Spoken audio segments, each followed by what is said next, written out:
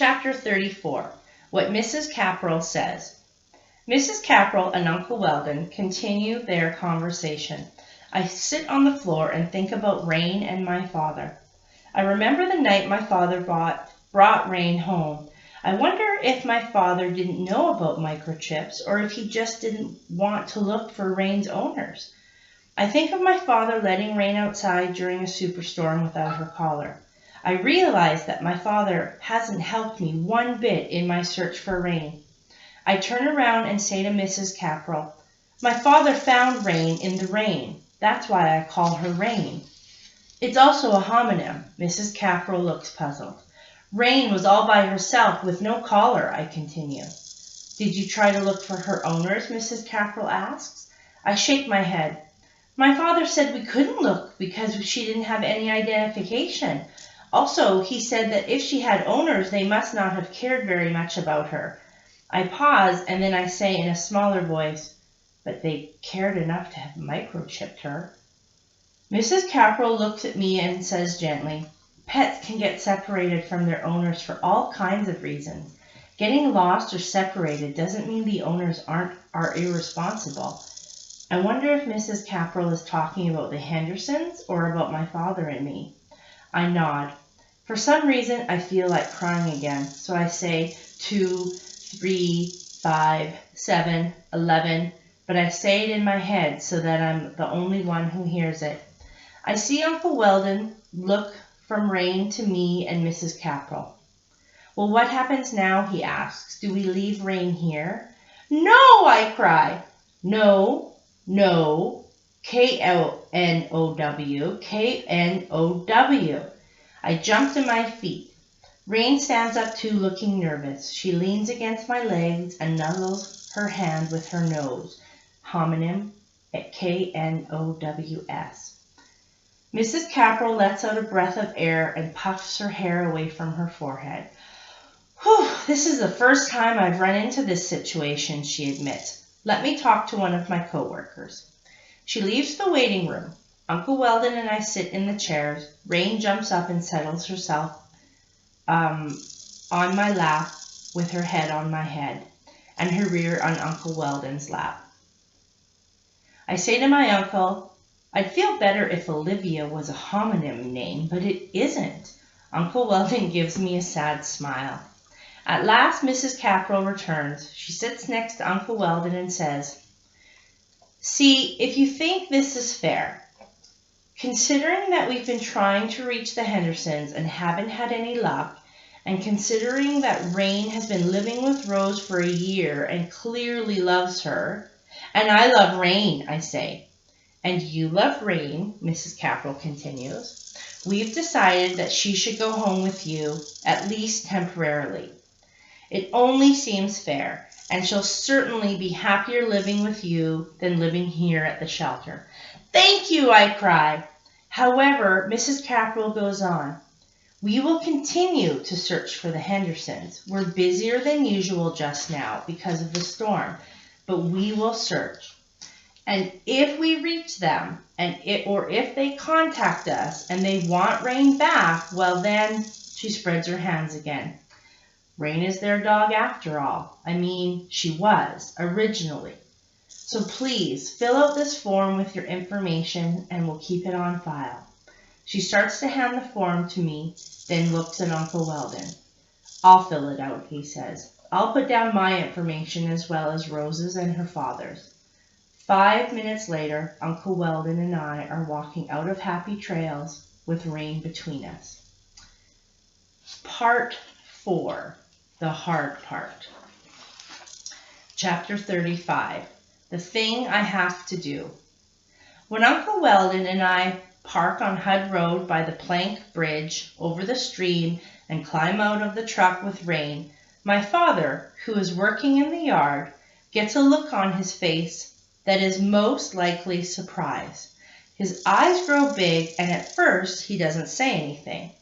Uncle Weldon takes my hand and we start across the bridge. Rain is ahead of us. She picks her way slowly because she isn't used to balancing on the planks. When she reaches our yard, she catches sight of my father, standing among a lot of tools and boards. She gives a little wag of her tail. Finally, my father speaks. He says, "Well, I'll be. I'm not sure what that means." I say, "We found Rain."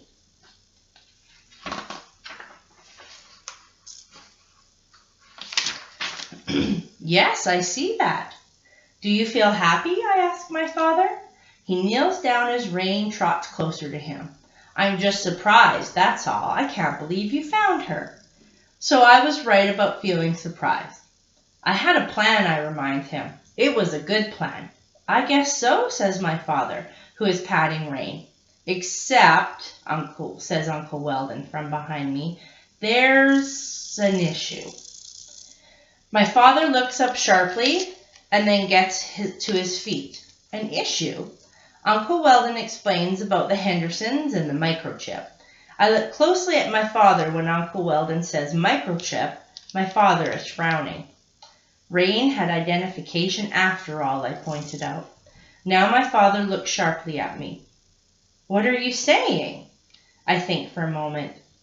"I said that Rain had identification after all." My father shakes his head. "Look, you got your dog back, Rose. Just let it be." On the ride home from Happy Trails, Rain sat in my lap. She barely moved. She kept her face pressed next to my cheek so that I could feel her whiskers and little puffs of air when she breathed. Every now and then, she turned and licked my nose. I look around the yard. My father and I have cleaned up pretty well. My father is working on the permanent bridge, and as long as we have the temporary one, we aren't stranded on our property anymore. Our power and phones are back, and school has started again. Most important of all, Rain is home. I know I should feel happiness. If Parvani's mother somehow got all her artwork back and safe and sound, she would feel happiness. But I don't feel happiness. Instead, I feel that something is wrong. I thank Uncle Weldon for helping me, and Rain and I go into the house. Rain sniffs at everything on the way. Twigs and logs, weeds, the porch steps, the couch, the porch. Then she sniffs her way through the house and into my room, where she jumps on the bed and looks at me. I sit next to her, wrap my arms around her neck. Then, because something still feels wrong, I start to cry. I cry into Rain's fur, and she sits there patiently, occasionally turning to lick my cheeks, until I get a Kleenex and blow my nose and make the tears stop. I know what is wrong. It's what my father said a minute ago. "You got your dog back, Rose." Your dog back, Rose. But Rain isn't my dog. Rain is the Hendersons' dog. She belongs to them, or used to, and they cared enough about her to have her microchipped. I don't know how she got separated from them, but she did. And they probably want her back, especially now, especially if they've lost their home in the storm and are feeling very, very sad. I know what I have to do. I don't want to do it, but rules are rules, and I must follow them. Somewhere, a family named Henderson is missing Rain. If they miss her so much, and as much as I missed her when she was lost, then they want her badly. And she belongs to them. I don't know when the shelter will start their search for the Hendersons, but I need to start mine now. I have to find the Hendersons and give Rain back. Rain lets out a sigh and flops on my bed. I lie down beside her. I wonder if she knows what I'm thinking. I recall the information on Rain's microchip form. Mrs. Caprell didn't give the information to Uncle Weldon, but I peeked at the form and saw the Hendersons' phone number and address and memorized them. I know where they live, or where they used to live. The information will help me start my search. I do some mental calculations. The name Henderson comes out to 102, which is clearly not a prime number. Olivia is not a prime number either. I don't know if this means anything.